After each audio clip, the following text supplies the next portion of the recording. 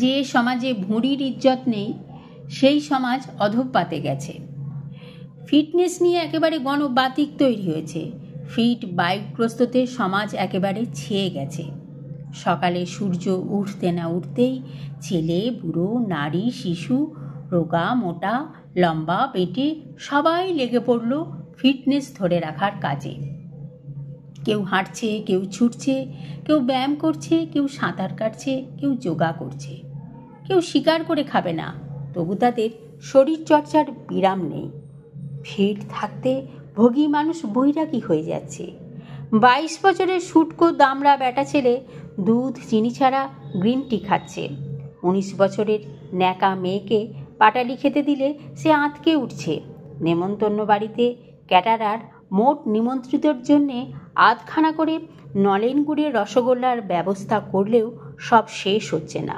দরকচারা আবার ডেজার্ট না হলে কোনো সুগার ইনটেক করার কথা ভাবতেও পারে না।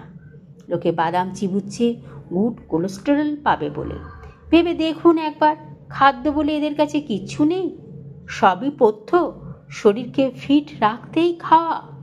কোনো জ্ঞানদা আবার পাড়ার চায়ের দোকানে ঘোষণা করে দিচ্ছে নুন চিনি হলো সাদা বিষ।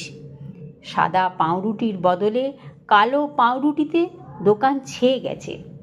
কুমড়োর বীজ তরমুজের বীজ শুকিয়ে অ্যাসর্টেড সিডস নামে চড়া দামে বিক্রি হচ্ছে। ফিট থাকার বাতিকে পাওয়া গেল একদল অসুস্থ মানুষ। ওটস বার্লি প্রভৃতি রুগ্নদের পথ্যি এদের নিত্যকার খাদ্য। তেল ছাড়া লুচি পকোড়া ভাজা শিখতে 3 স্টার হোটেলে গিয়ে এরা পকেট হালকা করে হেলদি ফুডের ওয়ার্কশপের নাম লেখাচ্ছে। কোনো ডাক্তারবাবু সেখানে রাঁধুনি শিক্ষক। এ বাতিক এমন বাতিক যে মানুষ যতক্ষণ জেগে আছে ততক্ষণ লাংস লিভার হার্ট আর কিডনি বাঁচাতে লড়ে যাচ্ছে। নিদারুণ কৃষ্ণভক্ত ফিটনেসের কামনাতে অনুক্ষণ মজে আছে। নিষ্কাম কর্ম বৃন্দাবনের ভোগে প্রবল ফিলান্থ্রপিস্ট ফিটনেসের পাল্লায় পড়ে নিজের রক্তের কোলেস্টেরলের মাত্রার বাইরে আর কিছু নিয়ে চিন্তা করতে পারছে না। শকুন আর মুরগির ব্রিড ব্রয়লার কিনতে রবিবার পাড়ার বাজারে আগেকার কন্ট্রোলের কেরোসিনের দোকানের মতো লাইন। নধর খাসিদের গড় আয়ু বেড়ে গেছে, শুধুই দামের জন্যে নয়, এই বাতিকের জন্যও বটে। ডাক্তারবাবুদের কাছে গেলে যে নিদান পাওয়া যাচ্ছে তাতে হাওয়া আর নিমপাতা ছাড়া আর কিছুই খাওয়া যাচ্ছে না। ফলে অন্য যা কিছু লোকে খাচ্ছে তাতে খাওয়ার বদলে বেশি মনে পাপ ভূত গজাচ্ছে। সকলেই রোগা হতে চাইছে। আর একদল আখাম্বার মতো পেশি সর্বস্ব চেহারা বানাতে জিমে গিয়ে ঘন্টার পর ঘন্টা ঘাম ছড়াচ্ছে। কে তাদের বোঝাবে? হারেম উঠে গেছে সেই কবে। এখন আর হারেমের দরজায় প্রহরীর মতো চেহারা কোনো কাজেই লাগে না। এরা এতই বোকা যে কুসুম ফেলে দিয়ে ডিম খায়। জিমে যাওয়ার জন্য সারাদিন তারা এত ক্লান্ত থাকে যে দাড়ি কামাবার পরিশ্রমটুকুও আর করতে পারে না। কেউ বেশি জিম করতে গিয়ে ফিটনেসের জন্য অকালে শহীদও হয়েছে।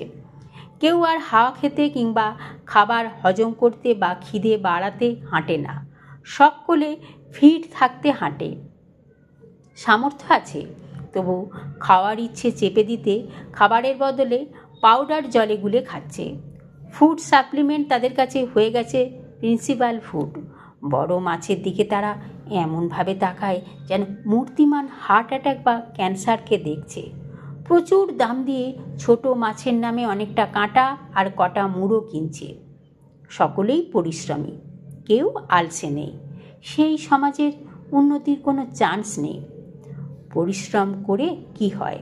একজন মহাপুরুষ বলে গেছেন, দৈহিক পরিশ্রম করলে স্রেফ ক্লান্তি হয়, আর কিচ্ছুটি হয় না।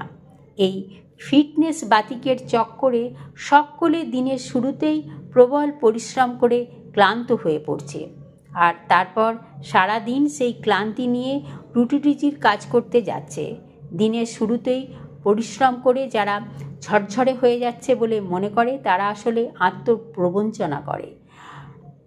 সকালের ফিটনেসের বাতিকের ক্লান্তি নিয়ে সারাদিন চাকরি ব্যবসা করতে গেলে যা হওয়া উচিত তাই হচ্ছে। বেলা বাড়লেই চারপাশে গোমরামুখ আর খিটখিটে পাবলিকের ছড়াছড়ি। একে তো স্ট্যাটাসের জন্য সিউডো সিরিয়াসনেস আর মেকি ব্যস্ততার বাজার ভালো। আয়েস করা বন্ধ হয়ে যেতে শিক্ষা সংস্কৃতি একেবারে সর্বনাশ হয়ে গেছে। যবে থেকে এই ফিটনেসের গণ হিস্টিরিয়ার বাজার ভালো হয়েছে তবে থেকে মানব সভ্যতা প্রায় বন্ধা হয়ে গেছে। সভ্যতা মানুষের শরীর পাচ্ছে, মন পাচ্ছে না। সকলে নিজের শরীর নিয়ে এত ব্যস্ত হয়ে পড়েছে যে মনের নাড়াচাড়া বন্ধ হয়ে যাওয়ার জোগাড়। সকালবেলা শখ করে ক্লান্ত হওয়া শরীরে কি আর সুস্থ চিন্তা করা যায়? তাই ফিটনেসের বাতিকের বাড়বাড়ন্তের পর থেকেই বিজ্ঞানের জগতে মৌলিক আবিষ্কারের খবর নেই। সাহিত্যের জগতে ক্লাসিক সৃষ্টি হওয়া বন্ধ। ছবি বা ভাস্কর্যতে মাস্টারপিসের আকাল, সিনেমা নাটকেও ভাটার টান। জোয়ার আসবে কোত্থেকে? সব রস্ত সকাল সকাল ঘাম হয়ে বেরিয়ে যাচ্ছে। সভ্যতার আজ বড় দুর্দিন। সকলেই পরিশ্রম করতে ভালোবাসলে কি আর মানব সভ্যতা এতদূর এগোতো? তারা চিরকাল ঘাড়ে করে মাল বওয়াকে কর্তব্য বলে মনে করত। আলসে আয়সিরা ওই ফালতু খাটনি খাটতে চাইছিল না বলেই তো চাকার আবিষ্কার হয়েছিল। ফিট লোকের তো হাঁটার অভ্যেস আছে, আনফিটরা পারে না বলেই না গাড়ি টাড়ির উদ্ভাবন করতে হয়েছিল। তাই বলে রাখি, এই ফিটনেসের জোয়ার যতদিন থাকবে মানব সভ্যতাতে ততদিন ভাটাই থাকবে। আবার যেদিন মানুষ বুঝবে ফিটনেস নিয়ে তো গা ঘামানোর কিছু নেই, তখন আবার মানুষের মনের জগতে ফুল ফুটবে। আপাতত তবে আধ পেটা খেয়ে লম্বা একটা হাঁটা দেওয়া যাক। ফিট থাকতে হবে তো।